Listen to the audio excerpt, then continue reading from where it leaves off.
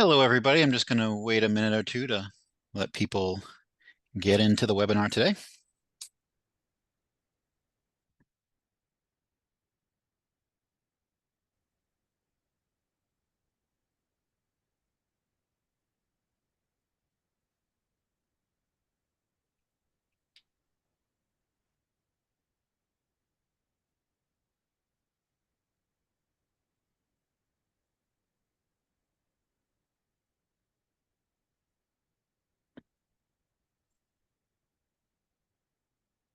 All right, well, I'll go ahead and get things started.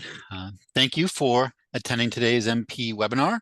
Today's topic is going to be MP HR Services Product Spotlight, something that's very near and dear to me. Looking forward to speaking on this topic. So just to introduce myself, my name is Paul Corellis. I am the VP of HR Services here at MPHR. I've been with the company for over 10 years now. As you saw on the title slide, MP just recently celebrated its 20th anniversary. I've been fortunate enough to be here for half of the journey, and then specializing in our HR services, which I'm super excited to talk about, and also super excited for those of you who are APS clients. We're excited to be partnering with them and being able to offer HR services to the clients of APS. So a really exciting time for us.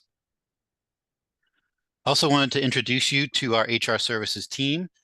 So this is our team made up of all PHR, SPHR, and/or SHRM-CP certified HR professionals, a couple of which you'll be hearing from today. First, we have Mary Jane, who is on the call, as you can see, as well as Sharon. So really looking forward to speaking with them and kind of just sharing some insights and some examples of how we've been able to help clients in their HR function.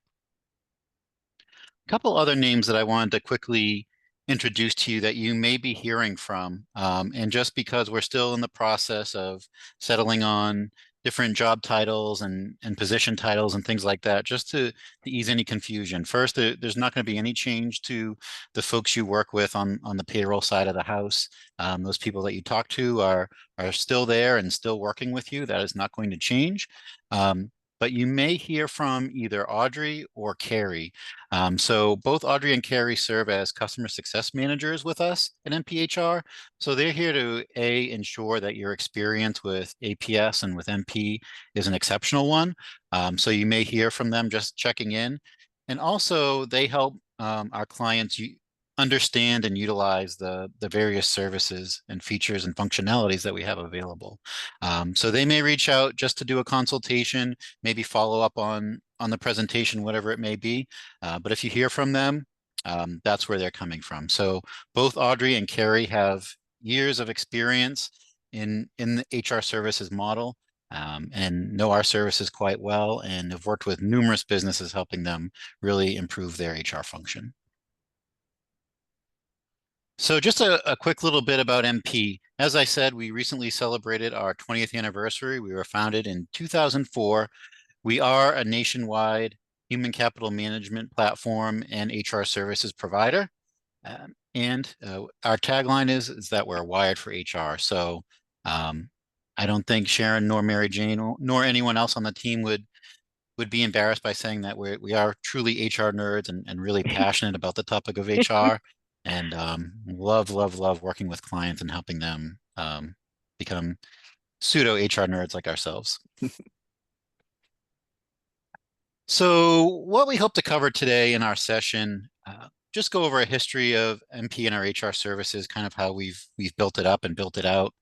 Go over some highlights of what HR services is, what we offer to the clients who subscribe to this service, and then really dive into what our clients typically look like. What are some of the common reasons that a business will choose to utilize our HR services, as well as some examples or specific ways that we've been able to show value or help our clients out.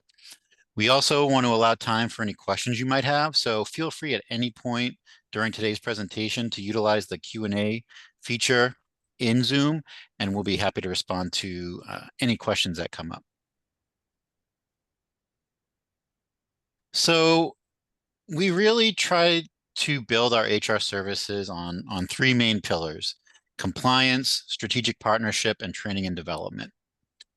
So the first of these is compliance. So when you work or, invest in an HR services provider. Most people go into this with the mindset that they're looking to make sure they're compliant now and make sure they're compliant in the future. So that is something that you should come to expect with any HR services provider. In terms of how we approach it, we really try to do it on a proactive basis. There's always going to be reactive compliance items, but as much as possible, we try to get out in front of it and out in front of it by a wide margin. So really our goal at MPHR is for us to be the first place that you hear about any type of HR, impactful HR regulation, or anything like that. So, we work hard scouring the legislatures, both at the federal level and at the state levels. And sometimes we're reaching out to clients before a law even passes. So if something is looking like it's really imminent, or maybe it's passed the House and the Senate and is awaiting signature by the governor or the president or whoever it may be, we're reaching out to our clients to give them a heads up and really start the preparation. Some of these things do require quite a bit of strategy. If there's going to be a mandatory sick time, and you need to see how that's going to interact with your current time off policies, or a family medical leave program, anything like that, we want to be out well ahead of it to make sure that you're on top of it and that you're prepared and you're not finding out about it 7 days before it's to take effect, because that doesn't put anyone in a good position.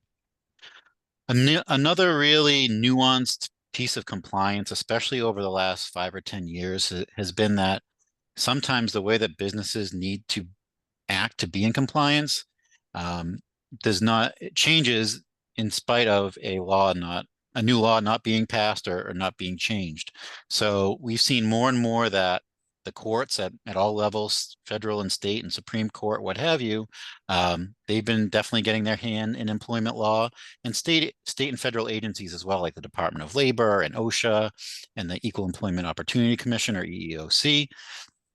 We just see that more and more they're ruling on things, and their interpretations of existing laws that haven't changed at all can really change how those laws are interpreted and how businesses need to respond to stay compliant. So a lot of times our HR partners are working with businesses, not because there's a new law, but because there was a court ruling or an agency rule handed down that is requiring them to make some big changes in their workplace. So we work really, really hard to stay in front of all of that. So some of the other things we do in the area of compliance, we make sure you've got all your labor law posters and that they're up to date. For those of you with remote employees, we do have a remote option too, and a portal that you can give employees access to, and we'll provide them with the compliant workplace posters for their zip code. Again, we're on top of communications. We send out frequent communications proactively to our clients to make sure they're informed. We assist with employee handbooks. We have customizable workplace and employment handbook policies that are compliant for all 50 states. We help review job descriptions to make sure those are compliant. And then again, as much as we try to be proactive, we know that there's going to be those reactive situations. So when you have an employee relations issue, we're there and available to you to help assess the risk and help with some advisement there.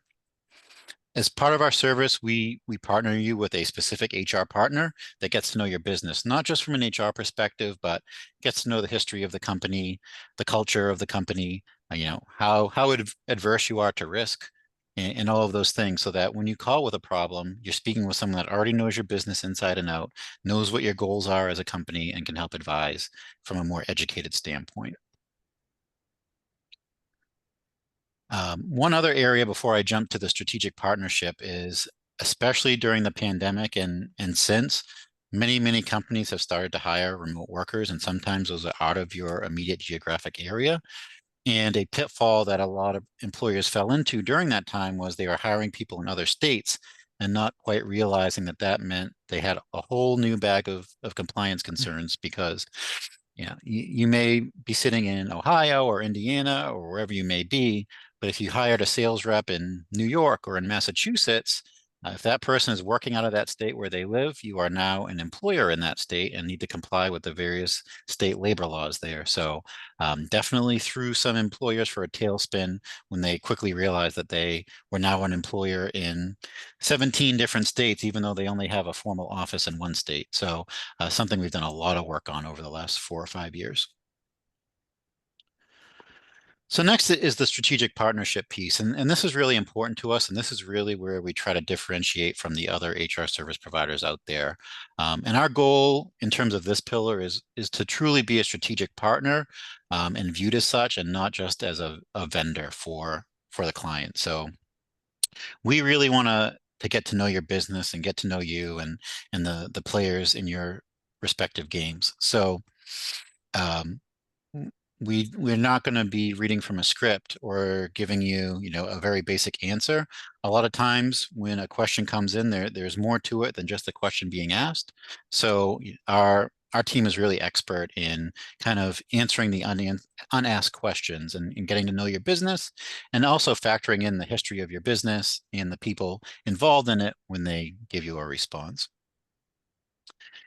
In addition to being a strategic partner with you as a business owner or as an HR professional or an office manager, whatever your job may be, it's also really important for us to be strategic partners with your team at APS or at MP. So the folks that you speak to on a regular basis for your payroll processing and your reporting in UKG and whatever it may be, we work really closely with those individuals as well, so that we can let them know, hey, there's an issue with the accruals, or adding a new time off accrual plan, and we need your help with that.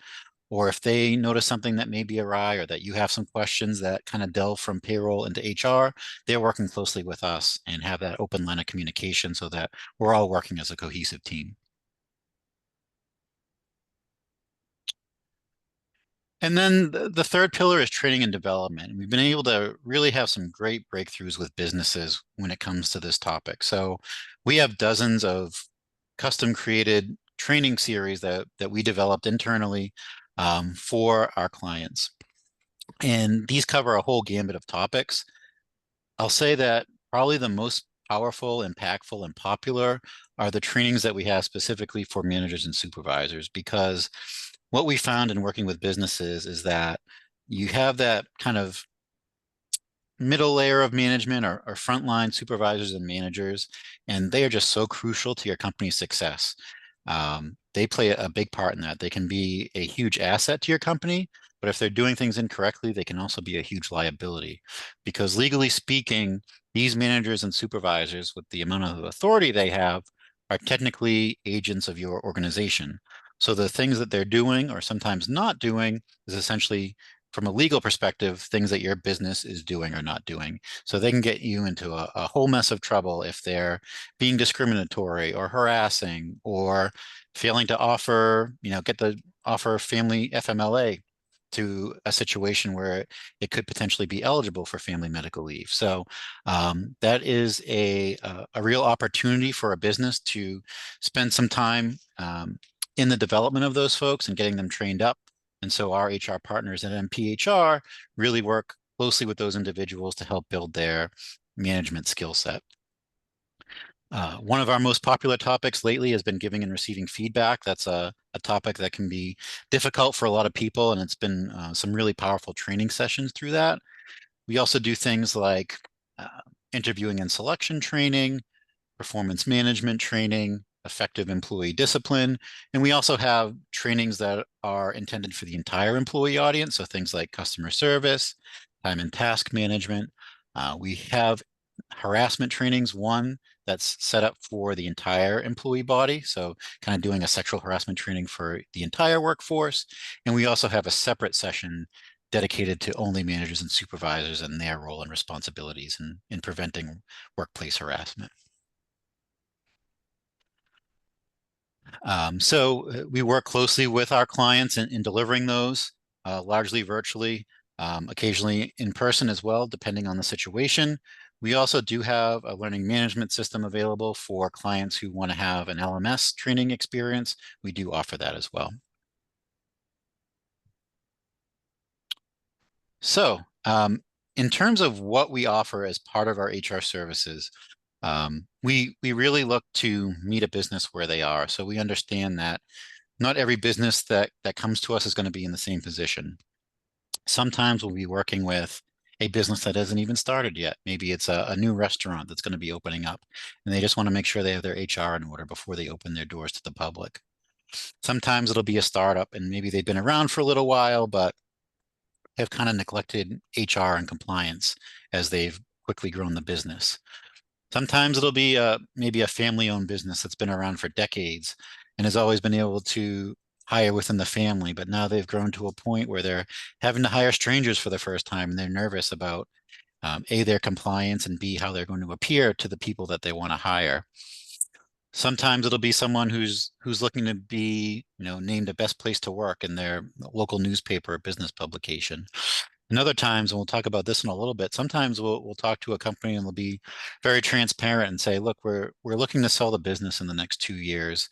What can we do to make sure we have everything in place to A, be attractive to potential suitors, and B, make sure that we pass due diligence. So whatever it is, we're going to custom tailor our approach and our HR advisement to that situation and the business's goals. So as I said before, when you enroll in our HR services, you will be assigned a SHRM-certified HR expert in the role of what we call them HRPs or HR partners that will be specifically assigned to your account.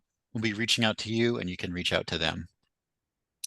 We then usually, unless there's something that needs to be taken care of right away, we'll kick off with what we call our HR assessment, where we review, again, the history of the company, get to know the company a little bit better, and then also dive into some compliance stuff, making sure that there aren't any red flag compliance concerns that need to be taken care of, but also do a bit of a deeper dive into the HR function, if there is one within the company, how your interviewing and selection process goes, how your employee discipline process goes, any trainings that you're doing, so on and so forth.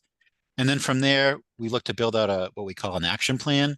So that'll be mapping out the first 6 months of the service in terms of A, if there are any of those red flags compliance concerns we talked about, how we're going to tackle those, and then any other projects that we look to tackle, whether that be updating or creating the employee handbook, the job descriptions, trainings, factoring in both what our recommendations are and what your goals and hopes are for the HR function.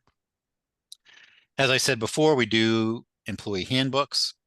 We do employee engagement surveys. So for that client that was looking to be on the best places to work list, those are all determined by an employee engagement survey. So sometimes what we'll do is we'll craft one and send it out to the employees anonymously. We manage that process so that they can be ensured that their responses are anonymous, gather up that feedback, and kind of see where we stand. What do we need to address?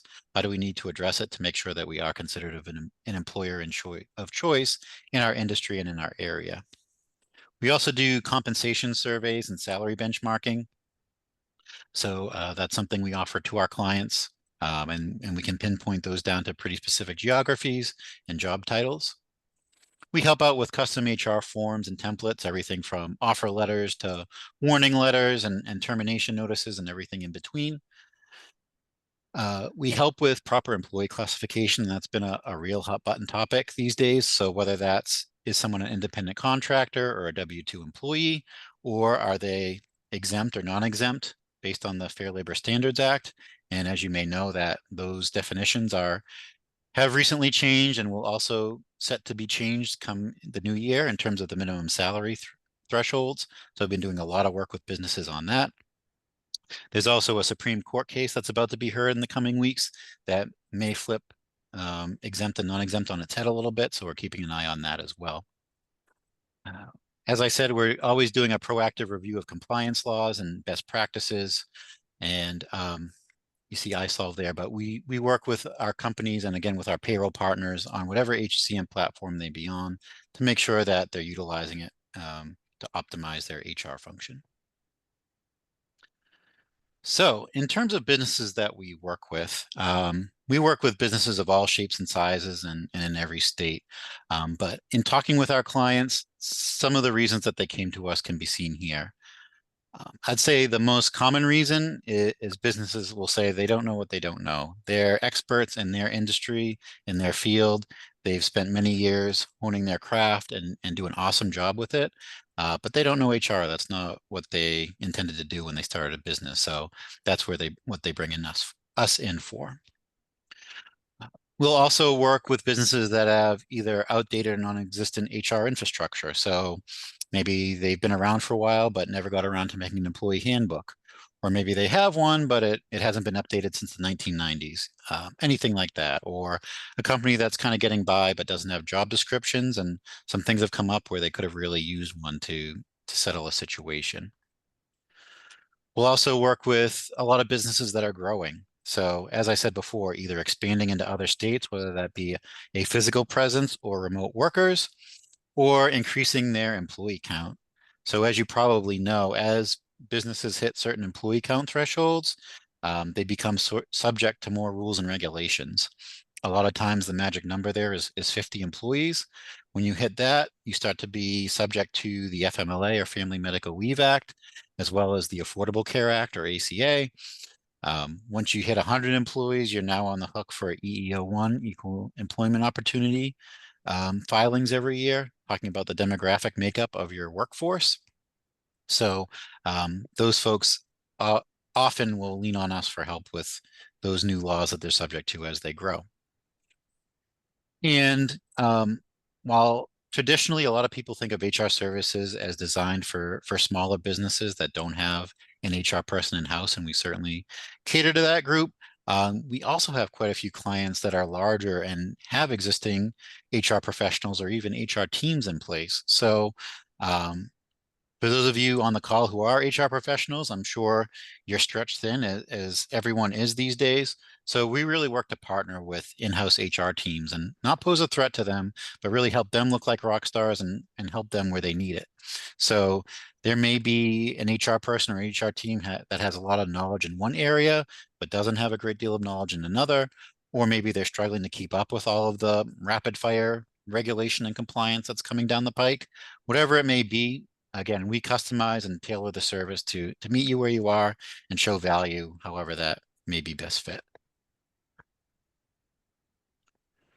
All right, so I now wanted to kind of open up the conversation, bring in Sharon and Mary Jane, and just kind of talk about some of our specific clients. And both Mary Jane and Sharon have been working in the HR services field for many years. So we all have a lot of war stories and a lot of ways that we've been able to help our clients. So I want to dive in that a little bit. I'll be going over some specific case studies, but I'll also be posing some questions to Sharon and Mary Jane to share how they've been able to help some clients that they specifically work with. So first, I'd love to bring you into the conversation, Sharon. And if you're watching this live, where we just kicked off fourth quarter this month, so a lot of businesses are looking ahead to year end and looking at that with some stress. So what are you doing with your clients right now to help them prepare for year end? Thanks, Paul. So what I normally do at the end of the year is do a housekeeping, an HR housekeeping, to make sure that clients have everything they need to close out the the year. So things such as harassment policies. Some states do have a mandatory requirement to have their policies distributed annually, such as employers in Massachusetts is one example. So I will go through my HR housekeeping, go through my client list, and I'll reach out to clients whom I know have either not updated their handbook in over a year or is probably still working on creating their handbook, but not quite ready to roll out their handbook yet. So I will reach out to them and explain to them, the requirements for the states that are vulnerable for this type of requirement, and I will help them draft the policy for them to distribute to their employees before the end of the year, and as well as help them set it up so that we can upload it onto our payroll system on iSolved, and they can have their employees acknowledge and sign it off before December 31st so that they will be at least in compliance for this year. And other things that we also talk about are maybe start planning for the next year. What are your goals for the following 12 months after January 1st hits? Do you have any trainings in mind? Do you plan on expanding your workforce? And if so, are you hiring new people? Are you are you promoting others within that may need some management training? So Mm, we work with them strategically to make sure that they have some sort of plan in place. I mean, we don't need to implement them immediately, but at least kind of get them thinking about it so that they can start anticipating these changes and perhaps start talking amongst themselves internally within their management team to plan these strategic goals and then come back to me and I will help them implement them. that's awesome. Yeah, a lot of important work. I mean, we do important stuff all year, but sometimes this can be a really, really crucial time for businesses to get things in order and get their plan in place for 2025. Yes. Awesome. Thanks, Sharon. Kind of on those heels, a lot of times a the new year will be an awesome time if you realize that there may be some misclassification issues in your business. It might be a really ideal time to make that switch. So I wanted to quickly share a story of a business that we worked with. It was a landscaping company. They had about 25 employees. And I say maybe employees in quotation marks because when they came to us, all of those workers that they had cutting the lawns and trimming the hedges and whatnot were all classified as independent contractors. But they were definitely, if you looked at it, were definitely employees and were misclassified as independent contractors, which posed a huge exposure and compliance risk for this organization. So what we did is we met with the business owner, really examined the situation and let them know that those workers were indeed misclassified. So first thing we did was create some job descriptions for those individuals that covered their job responsibilities and essential job functions. Um, and then we understood this could be a delicate topic. You know, some of the workers enjoyed being independent contractors. Some of them didn't really understand what it all meant. So we had to be really careful in our communication strategy to make sure that we rolled this out without A, raising too many eyebrows, and B, causing any sort of mass exodus or retention risk issue for the employer because they really loved the workforce that they had built. They wanted them to stick around. They just want to make sure that they were classified properly. So we developed a communication plan and we held a company meeting where we let employees know that there were some changes going on in the labor laws at that time. And we were going to be, as of whatever the date is that we selected, we're going to be reclassifying them as W-2 employees. And then we went into why that was advantageous and the good things about being an employee. Um, and we then had to get into the onboarding process because they were essentially new employees of the organization. They had never filled out an I-9 or a W-4 or any of that fun stuff. So we helped the client conduct an employee workshop to get them all signed up. And the great news was that they did not lose a single employee. All those folks stayed on, helped them through their busy seasons, and were on their way. The other issue we tackled with them is they were nervous that they might be audited by the IRS or someone might make a complaint and they would then be in trouble for that past misclassification. And what they didn't realize and we were able to educate them on is that the IRS has an amnesty program for worker misclassification. So as long as you initiate this before you have an audit or before there's an inquiry, you're able to fill out some relatively straightforward paperwork, calculate what the wages were that you paid that were misclassified, and then pay a very small percentage, just a fraction of what you would have paid in employment taxes, pay that as a payment. And once that's all accepted and cleared, the business is then protected from any IRS prosecution for misclassification at that time. So we're able to work with that business to help them get that submitted and help them close that exposure risk. All right, I'm gonna now go over to Mary Jane. Mary Jane, what are some ways that HR services can help a company that is either in the hopes of wanting to grow or is in kind of the middle of it and growing rapidly? Sure. Yeah, absolutely. Thank you, Paul. Um, yeah, we have helped companies as they have grown. I've been with MP 7.5 years, so have had a number of clients that I've had since the beginning, and one in particular that, and this is just a good example, generally, they came to us with about 35 employees and were seeking, guidance from a compliance and perspective, and and anticipating growth.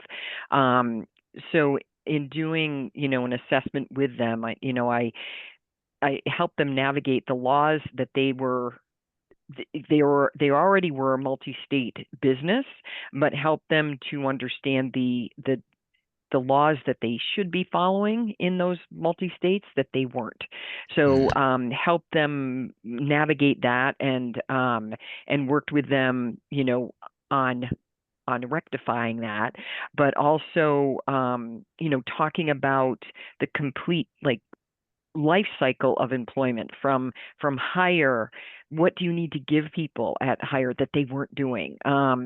Pay frequency. Different states have different requirements based on that. Again, areas of that we uncovered needed to be make changes. And also even on the end, what do we need to do when somebody is terminated? How quickly do we have to pay that person? Some of those types of things that they just were not aware. Like as Paul mentioned, it's what I don't know. They just didn't know. So help them, get them set up with that. We reviewed policies and update, handbooks to again cover some of those compliance issues across the multiple states. And as they've added states, helping them to understand what those new laws are that they're going to need to comply with, in those states, and helping them, navigate with those businesses and they are acquiring businesses now, but also, navigating the intricacies of managing policies now that or bringing people into their policies and making changes, that the acquired company is going through. Also implementing a harassment prevention program for them, because again, they're in so many different states with different regulations, and they started out at about 35 and continued to grow. They hit 50. So we talked about ACA and FMLA, like the differences, and now they're just shy of 100. So one of the things that, through that time frame that they weren't capturing is the information that you do need to have when you're doing an EEO-1 report. So that was something that, I'm like, you guys, you're rapidly growing. Let's capture that now. Because I've been on the other side of that when you're, a larger company, you're like, wait a minute, I need this information. So, so help with that as well. But again, as Paul mentioned, with all of our clients, we help them in an ongoing support. This particular client is now over 25 states, and just keeping them up to date with the state laws as well, and helping them from a strategic perspective. But as Paul mentioned, it's not only state and federal, but it's those local jurisdictions. There are laws in local areas that sometimes people lose sight of, Very true. Mm-hmm. Awesome. Thank you, Mary Jane. You bet. So speaking on that topic, we work with a number of breweries, and in most of these cases, these breweries will start up as a dream and might start off in a backyard or a attic or a dorm room. And if they're making something good and it's connecting with the beer community, they can oftentimes grow quite quickly. So client I'm thinking of here with this case study had a husband and wife ownership team that were really passionate about beer and really great at it. But they didn't know the first thing about HR, self-admittedly. They were really struggling when it came to onboarding new employees. And I think when they first came to us, it was actually because they were facing the need to do a termination, and they were really afraid of how it was going to go and how to do it. So again, we didn't quite start off with the HR assessment with these folks. We understood they needed some advisement on proper termination techniques. So we addressed that first so they could get that out of the way. And then we really dove into HR strategy with these folks. So we realized they didn't really have an onboarding process. They were kind of reinventing the wheel every time, and that was wasting time, wasting resources, and stressing them out. So we developed a consistent onboarding resource for them to utilize and got that electronic within their payroll platform as well. They were also pooling their tips. And so in some states, especially, the tip pooling laws and regulations can be very strict. When we looked into it, we discovered that their tip pooling program was in fact not compliant with state and federal law. So we worked closely with them to make sure that it became compliant. And again, so many times, I say it often, HR also always needs to be wearing their PR hat. So we can't just go in and change things. We need to really think about the impact and that's going to have on employees from a retention and a morale standpoint. So we worked closely to develop the communication strategy for how we were going to communicate that change to the tip pool to the employees. They were also an organization that was growing very quickly and really needed to promote some folks to supervisory and management positions. But again, these folks were good at beer and good at brewing and serving beer, but did not know how to manage people. So we worked closely with that management team to make sure they were trained and develop their managerial skills.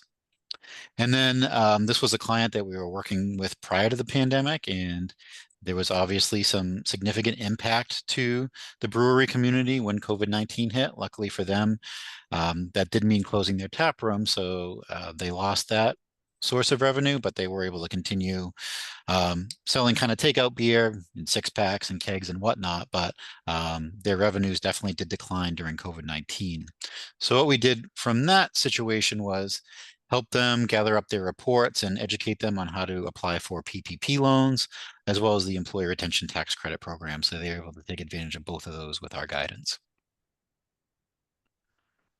Another similar situation was in hospitality in a restaurant group that we worked with. So this was a restaurant that when they came to us, they had 2 locations, but we're building a third in the Boston area and looking to open many more throughout the country. So they did not have someone dedicated to HR, but realized as they were going to soon be growing to over 100 employees that they definitely needed someone in place just because in the restaurant industry. So for those of you in the restaurant industry, or for those of you who have worked in the restaurant industry, I'm sure you know some of the wild and wacky HR situations that can arise in a restaurant setting. So they recognize that while they had us to rely on, they needed someone boots on the ground that was going to be able to serve as an internal HR person.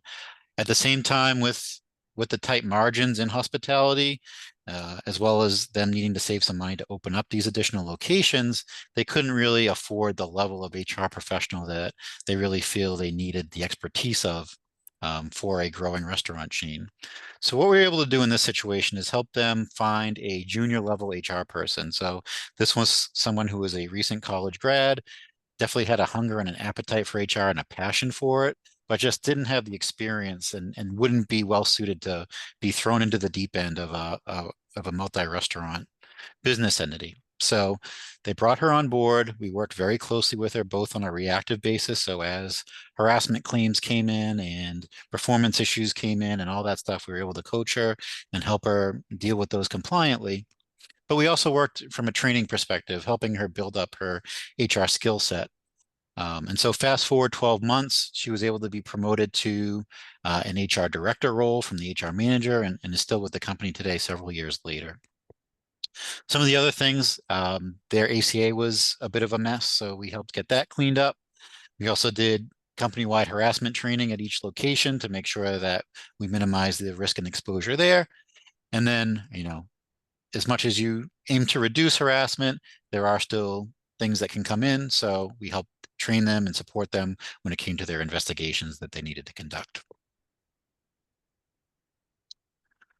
All right, back to you, Sharon. Could you maybe share how you've worked with organizations that have had concerns regarding compliance with immigration and all that entails? Absolutely. So I have to say, many clients that are first assigned to me, a huge percentage of them either have no I-9 in place, or they have some I-9s but have never done an audit. And the other one is that they have gotten in trouble with USCIS, which is the immigration agency in the United States.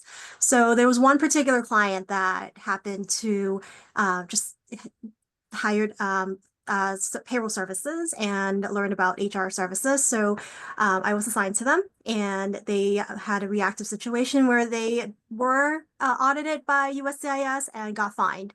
So they, at that point, realized that they really had to get all their paperwork set up and have their files in place. So once I started working with them, that was the first item on the list. We skipped over the HR assessment, took a pause on that, addressed that immediately, made sure that they themselves and the managers in charge of completing Form I-9s are properly trained so that they understand for example, an acceptable document should be, how forms should be completed, the proper filing processes, and management of the Form I-9 files moving forward. So after working with them for about a year, they were finally at the point where they were very self-sufficient. They became almost I-9 experts. And in fact, they were recognized by ICE and USCIS as a star employer for managing to turn themselves around and become a very compliant Form I-9 employer in the Boston area. So Wow. those are things that make me smile because they absolutely were in deep trouble. They were being fined and they were given a chance to make things right. And instead of just pushing it off, they decided to take action and do the right thing by finding help to help them steer them back in the right path. That's awesome. What a success story. Thank you so much for Thank sharing you. that. Um, all right. So next was a tech startup that we worked with who was super, super successful. They were able to develop a really popular technology platform and it really took off. They got investment from all different places and quickly staffed up to meet all the needs of their growing consumer base. Problem is they had some policies. They thought of it at the beginning, but business just happened so quickly and it was such a whirlwind. They quickly realized that the policies that they had weren't really relevant to the size they were at now. So we jumped into action. We helped them get their FMLA in place, their EEO-1 filing all squared away so that they were able to identify the demographic of workers that they had and also with ACA compliance. So very similar to the client Mary Jean spoke to. In this business's case, we also realized that they had hired remotely and there were workers in 10 additional states that their handbook didn't address. So we made sure to get the appropriate policies into their updated handbook. They also realized that they had kind of shown a blind eye to pay equity and definitely had some pay equity concerns. So through the payroll platform, we did a pay equity audit and did some compensation analysis to help them kind of right size their compensation plan. And then from there, we then turned the focus to employees and employee satisfaction, did an engagement survey to help them see what they were doing well and what in the eyes of their employees they could be doing better, and help follow up with some strategy and execution for making them a better workplace. Mary Jane, for you, this can sometimes be a very sensitive subject, but I think it's very timely and relevant in the current business environment. But could you maybe share for any clients out there that maybe considering perhaps purchasing another business, selling their business, or merging with another business? How have you been able to assist those folks and help them prepare for what could be, a business changing and life changing transaction? Yeah, sure, absolutely. Yeah, and definitely have had this, happen. We've had clients that, they know that they're going to, let's say, their business is going to come up for sale, or they're interested in trying to sell their business. So, I've worked with clients in ensuring that they are compliant with how they're approaching their current workforce and assessing what their practices are, what they're currently doing, and through that review in a couple instances I identified where there are risks. To Sharon's point, I-9s either didn't exist or they were done incorrectly, and getting those in place, or perhaps to your point, Paul, and again, I've also, people that are misclassified. They're either, independent contractors, or they're classified as exempt, and they should be a non-exempt. So, looking at all those types of things, the also making sure that they're following, state laws and or if depending on their size, FMLA and those types of things, and ensuring that they're doing so. But helping them to rectify the things that may not have been handled properly. What I found, for those that I've worked with, it set them up in a better position when, you know, putting themselves out there for a business to potentially purchase them, because they have already addressed those situations. We've sort of smoothed those things out rather than somebody acquiring those, you know, headaches of making those changes, you know, down the road. And then, you know, similarly, just as I was speaking about earlier, the you know, I have had clients that are growing through acquisitions, acquiring other companies, or just expanding. But when acquiring other companies, you know, talking strategically with them about how to assimilate those employees into their culture, you know, what and Yeah. how do you want to approach, you know, that? How quickly do you want to make changes to policies that you can, you know, like a vacation policy and things like that? What is the must do, you know, based on, you know, local, state, or federal law versus how quickly do you want to make those changes? Again, trying to assimilate folks into your environment. But with that, you know, some clients were now going into other states again that they had no knowledge of, and also you know, being able to help them to navigate that. And, you know, again, it could be that a real life example is now they are acquiring somebody, they pay people on a different schedule than they do, and Oh, yeah. one of the companies is not paying in the proper time frame, and, you know, just helping to navigate. There have been many companies that I have helped change payroll cycles because they weren't paid properly in the right time frame. So, you know, those types of things. Yeah, and adjusting policies, you know, as you go, because sometimes Sure. because of the multi-state, you know, do we want to follow the most generous law for everyone, or is that too much to do depending on where they're located? So again, strategically helping them think about it with their business and what's going to make sense and how are they going to manage it going forward. So, you know, again, as Paul mentioned before, we kind of ask the questions that may not be asked, also having experienced the different things with different clients and the roadblocks that they may have come up against, and help navigate this new client. Well, these are the things you might want to think about. So, yeah. Awesome. Thank you. Yeah. You're A lot of welcome. important considerations there for sure. Yes. More than the obvious ones. Yeah. And then lastly, both Sharon and Mary Jane touched on similar topics and hot buttons, but very similarly to what Sharon said, we worked with a manufacturer, about 250 employees in a area that had a high number of immigrant employees.